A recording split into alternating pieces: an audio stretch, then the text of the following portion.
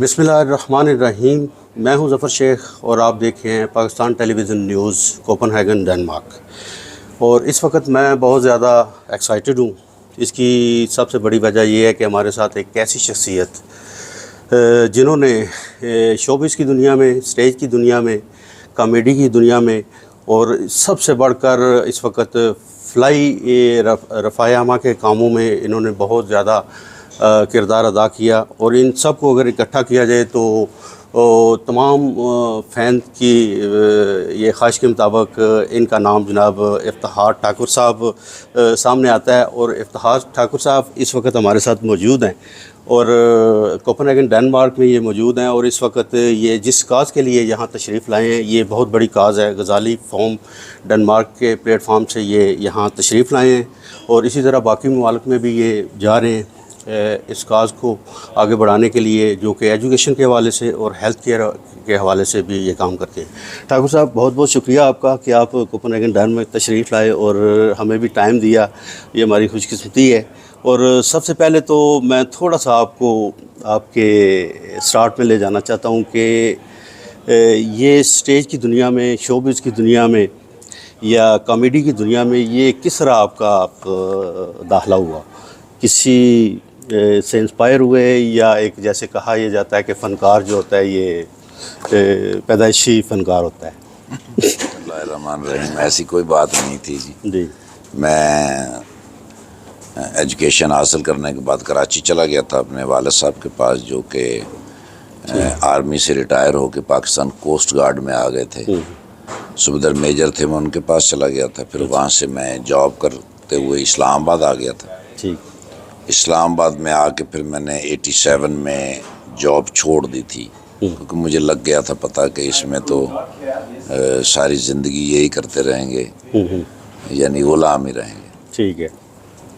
और वैसे भी रहेंगे जब तक कोई ऐसा काम नहीं हो जाता। फिर मैं टायर पंचर का काम करने लग गया था जी।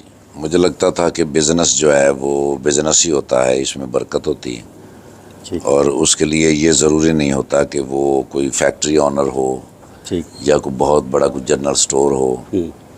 वो मोची भी हो सकता है जी, वो नाई भी हो सकता है, क्योंकि ये जो पेशे हैं ना जी, ये इनके नाम ये हैं, इस हवाले से वो पहचाने जाते हैं। वैसे तो मजदूरी है, हर बंदा मजदूरी करता है, लेकिन माज़रत के साथ हमारे माशरे में, पाकिस्तानी माशरे में ख़ास तौर पे इस तरह नहीं ये जाना जाता कि अगर कोई बंदा मोची का काम कर रहा है या कोई किसी शोबे में भी है तो उसको फिर उस तरह की रिस्पेक्ट नहीं दी जाती। ये अगर आप इससे मुतफ़िक हैं या? इसीलिए तो मैं गज़ाली एजुकेशन ट्रस्ट के साथ या फाउंडेशन के साथ काम कर रहा हूँ कि अपने दूसरे बहन भाई जो मेरे पाकिस्तानी बहन भाई हैं उनको ये बताया जाए कि खालिक़ कायनात ने सबको एक जैसा बनाया है। ठीक है। अल मुस्लिमु मन सालिमन मुस्लिमून मिन लिसान व यदई। ठीक है। मुसलमान मुसलमान का भाई है। पेशे के एतबार से इसको ना पहचाना जाए। ठीक है। कोई छोटा बड़ा पेशा नहीं होता। ठीक। वो मेहनत है, कितनी मोहब्बत के साथ हो जाए उसमें कितनी बरकत हो जाए। मकसद है, अल्लाह ने जिस मकसद के लिए भेजा है कि मर्द जो है वो औरतों के मुहाफ़िज़ हैं। ठीक।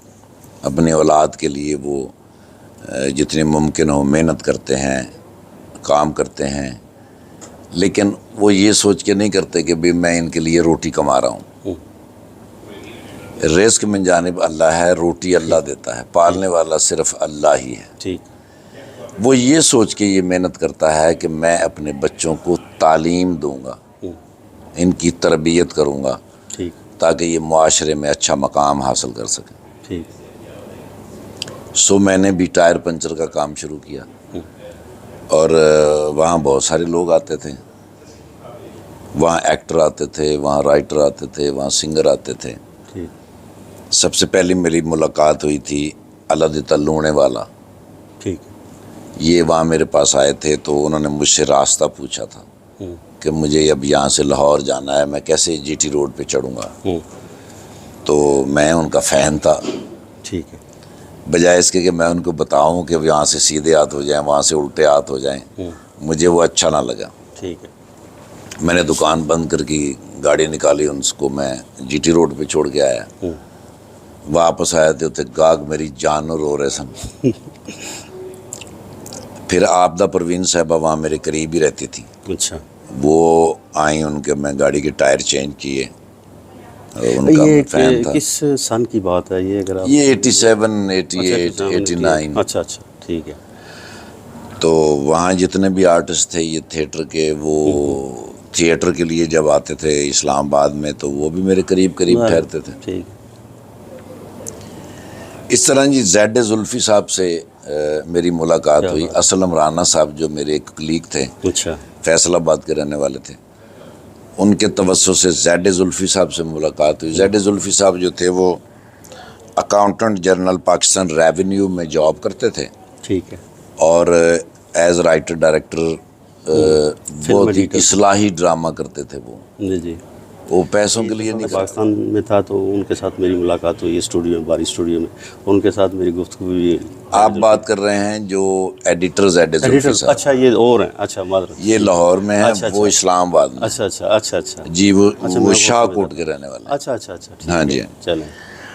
वो करते थे आपरा कम्युनिटी सेंटर के अंदर ड्रामा। असल इस वो टोटल इस्लाही ड्रामा होता था। अच्छा।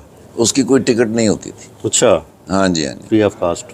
फ्री ऑफ कॉस्ट होता था। तो उन्होंने मुझे कहा कि भाई हमारे साथ ड्रामा करो। वहाँ से लियाकत मेमोरियल हॉल तक आ गए। जी बिल्कुल। वहाँ उमर शरीफ साहब का ड्रामा आया, इनसे मिलिए। अच्छा। तो उनसे पहले जो मेरा ड्रामा चल रहा था वो उन्होंने देखा था, फिर उनके साथ किया इनसे मिलिए। सुहेल अहमद साहब से दोस्ती हो गई। ठीक। वसीम अब्बास साहब के साथ दोस्ती हो गई। वसीम अब्बास साहब जो थे वो मुझसे बहुत प्यार करते थे, मुझे बिल्कुल अपने भाइयों की तरह। बेटे। फिर मैं लाहौर आ गया तो सुहेल अहमद साहब के साथ काम किया। ज़ैड जुल्फ़ी साहब ने मुझे एक टेलीविज़न की पहली जो प्राइवेट सीरियल थी जिसे अहमद दाऊद साहब ने लिखा था। अहमद दाऊद साहब एक बहुत बड़े अदीब थे जो भुट्टो साहब के स्पीच राइटर भी रहे। अच्छा।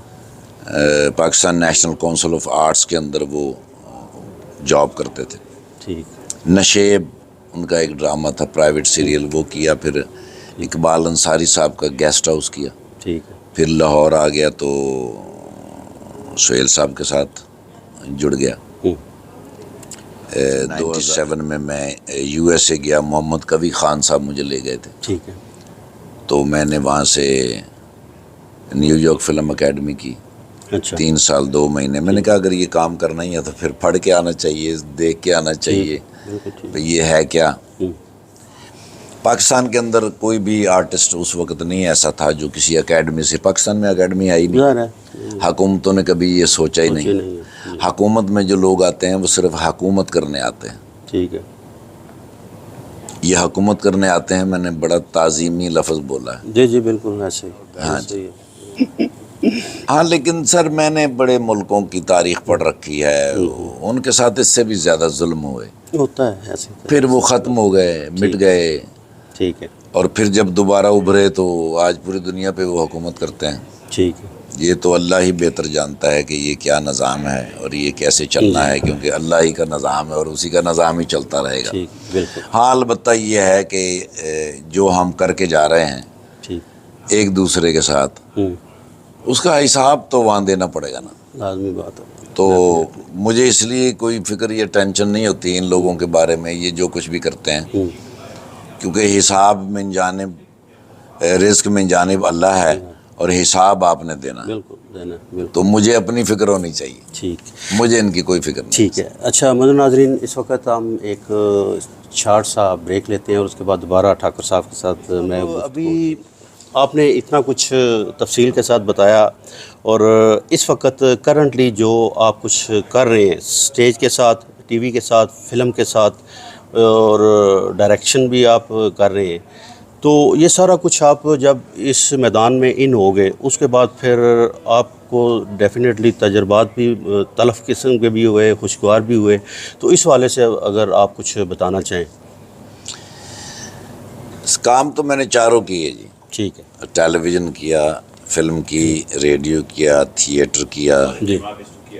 अब नहीं ऐसा होता सर। मैं अभी थिएटर मैंने छोड़ दिया था। ठीक है क्योंकि वो थिएटर वो अच्छा नहीं हो रहा था। ठीक है। यानी अगर मेरी बच्चे अगर नहीं देख सकते तो इसका मतलब है वो कोई भी नहीं देख कोई भी सकता। नहीं देखता। ठीक है। फिल्म जो है वो मैं साल में सिर्फ 2 या 3 करता हूँ। रेडियो जो है वो खालिद अब्बास डार साहब जो है वो चूँकि एक ज़माने से रेडियो करते हुए चले आ रहे हैं। आज अगर रेडियो ज़िंदा है तो उसकी वजह खालिद अब्बास डार साहब है। ठीक है। तो कभी कभी उनका प्रोग्राम करने चला जाता हूँ। ठीक है। अब मैं सिर्फ ना जी 6 दिन काम करता हूँ अपने बच्चों के लिए, ठीक है। और 24 दिन मैं काम करता हूँ अपने पाकिस्तानी बच्चों के लिए। ठीक है। गज़ाली एजुकेशन ट्रस्ट ये एक ऐसा ट्रस्ट है, एक ऐसी फाउंडेशन है जो पाकिस्तान के अंदर बुनियादी तालीम को ला रही है। और हमारे जो देहात में, गांव में दूर दूर स्कूल हैं, प्राइमरी स्कूल, जिनके टीचर हैं, तनख्वाह भी लेते हैं। ठीक है। लेकिन ना वहाँ कोई स्कूल है, ना वहाँ कोई स्टूडेंट है। अगर कोई स्कूल है तो उसकी दीवारें गिरी हुई हैं, उसमें भैंसें, खोते बंधे हुए हैं, गधे बंधे हुए हैं, और दीवारें गिरी हुई हैं, दरवाजे नहीं हैं, ऊपर छत में पंखे नहीं हैं, टेबल कुर्सियाँ नहीं हैं, यूनिफॉर्म नहीं है, स्टूडेंट नहीं है, और अंदर जो गधों ने भैंसें बांधी हुई हैं, जी ऐसे ही गधों ने जो भैंसें बांधी हुई हैं, ठीक है, उनको हम निकाल रहे हैं, उस कल्चर को हम ख़त्म कर रहे हैं। ठीक है। हम गज़ाली एजुकेशन ट्रस्ट की जानिब से उन स्कूलों को आबाद कर रहे हैं। ठीक है। 2.5 करोड़ बच्चा जो है वो स्कूल से जो बाहर है, जी, उनको हम वापस स्कूल में ला रहे हैं। ठीक है। गज़ाली एजुकेशन ट्रस्ट जो है ये पूरी दुनिया के जितने भी पाकिस्तानी हैं उनके साथ ये जुड़ी हुई फाउंडेशन है, जो एहसास करते हैं, जो दिल में दर्द रखते हैं, जो ये समझते हैं कि ये बच्चे किसी के नहीं हैं, ये हमारे बच्चे हैं। ठीक है। वो पूरी दुनिया में दोस्त हैं जो हमारे साथ जुड़े हुए हैं। ठीक है। आज मैं डेनमार्क में हूँ, यहाँ हम अपना प्रोग्राम करने जा रहे हैं, जहाँ पे सब लोग यहाँ तशरीफ़ लाएंगे। उनके सामने हम उसका रिज़ल्ट पेश करेंगे जो पहले उन्होंने हमारे साथ ताउन किया है। ठीक है। और इंशाअल्लाह कोशिश करेंगे कि सेहत और एजुकेशन जो हमारा बच्चों का बुनियादी हक है वो हम उनको दे सकें। ठीक है। और इस माशरे को एजुकेट करके, तरबियत याफ्ता करके अपनी अगली नस्लों के सामने पेश करें। ठीक है। अच्छा, तो कब से आप इस फाउंडेशन के साथ अटैच? मुझे 12 साल हो गए। 12 साल हो गए। ठीक है।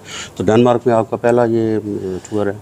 एजुकेशन इस ट्रस्ट के साथ तो पहली मरतबा आया हूँ, लेकिन अच्छा, थिएटर करने, ड्रामा करने के लिए आया, और भी कई सिलसिलों के लिए आया। तो मैं उस वक्त शायद नहीं हूँगा। अच्छा, ठीक है। अच्छा, ठीक है। ये सारी आपको इंस्पायरेशन तो हुई ये कि ये काम वाकई हेल्थ में और एजुकेशन में अपने बच्चों के लिए करना चाहिए, लेकिन उससे पहले जो आपने काम किया तो उससे आप क्या समझते हैं, मुतमिन है कि जो कुछ आपने किया स्टेज के हवाले से, फिल्म के हवाले से, थिएटर के हवाले से? अल्हम्दुलिल्लाह बिल्कुल मुतमिन से। ठीक है, बिल्कुल। अच्छा, इस वक्त मुज़ाकरात तो अभी वो उसका वो ख़त्म हो गया और उसके बाद अभी गपशप। अब मैं हूँ समा के अंदर गपशप के साथ बासित चौधरी साहब। ये कैसा एक्सपीरियंस जा रहा है? बहुत अच्छा है। उसमें जो करैक्टर है कि वो अरबी के साथ आप जो आते हैं, हाँ जी हाँ।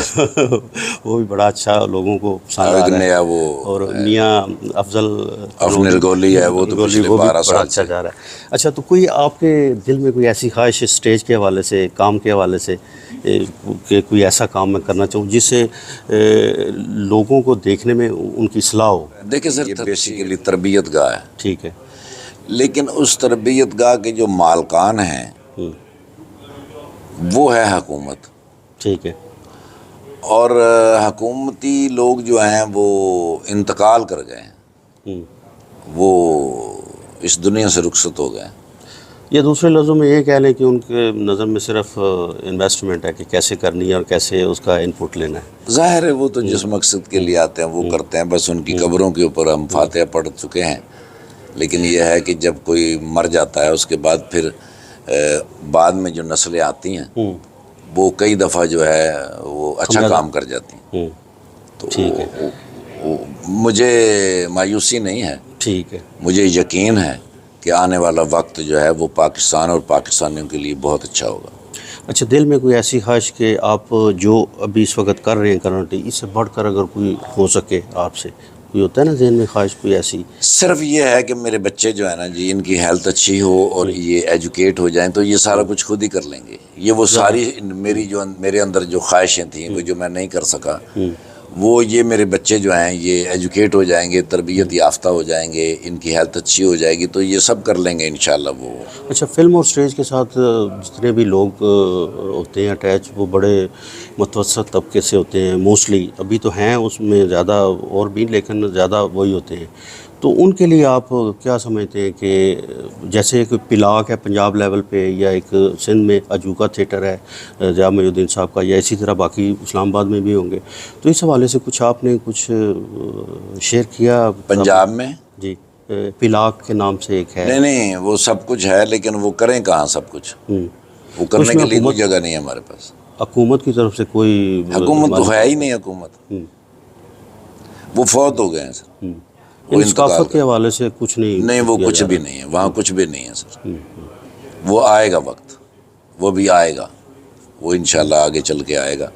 चले, और बेहतरीन आएगा इंशाल्लाह। चले, आखिर में कोई ऐसी बात अगर आप बस मैं अपील करना चाहता हूँ, यहाँ जितने भी स्कैंडिनेवियन कंट्रीज़ में पाकिस्तानी हैं या दर्द दिल रखने वाले इंसान हैं, उनको चाहिए कि गज़ाली एजुकेशन ट्रस्ट के साथ जुड़े रहें। ठीक है। और इस मिशन में जो है वो सैयद आमर साहब के साथ ताउन करें और अपनी आने वाली नस्लों को पढ़ाएं। ठीक है। अच्छा ठाकुर साहब, क्या प्लान है, कहाँ जाना है आपने? ओस्लो, नॉर्वे में। जी, नॉर्वे में मैं ये आपको बताता चलूँ कि वहाँ डेनमार्क से बढ़कर ज़्यादा लोग जो है ना इस हवाले से, प्रोग्राम के हवाले से पेश रहते हैं, सकाफती हवाले से भी और फ्लाई हवाले से भी, और ये उम्मीद की जाती है कि वहाँ भी प्रोग्राम आपका अच्छा होगा इंशाल्लाह। तो thank you so much Thakur साहब, बड़ा अच्छा लगा। एक तो आपको देख भी रहे हैं अपने आपके काम के हवाले से भी, आज आपसे नफ्स नफीस मुलाकात भी हो गई। अल्लाह ताला आपको इसका अजर भी दे, अल्लाह ताला इसमें आपको हिम्मत भी दे, और हम भी अपनी तरफ से इनफरादी तौर पर जितनी हम कर सकते हैं वो कर। लेकिन ये मीडिया के साथ एक कह लें कि शुरू से लगा हुआ है, और बेलोस फ्री ऑफ कास्ट PTV के साथ एक 2 अपने चैनल हैं मेरे यूट्यूब पे, ZDK वॉइस ऑफ पीस के हवाले से। तो जो कुछ होता है वो हम तो कर रहे हैं पाकिस्तान के लिए और पाकिस्तान के लोग ही। और बहुत बहुत शुक्रिया आपका। इंशाल्लाह प्रोग्राम भी आपका मैं कवर करूँगा, और इसमें उम्मीद की जाती है कि लोग भी बहुत अच्छे तरीके से ताउन भी करेंगे। थैंक यू सो मच, बहुत बहुत शुक्रिया।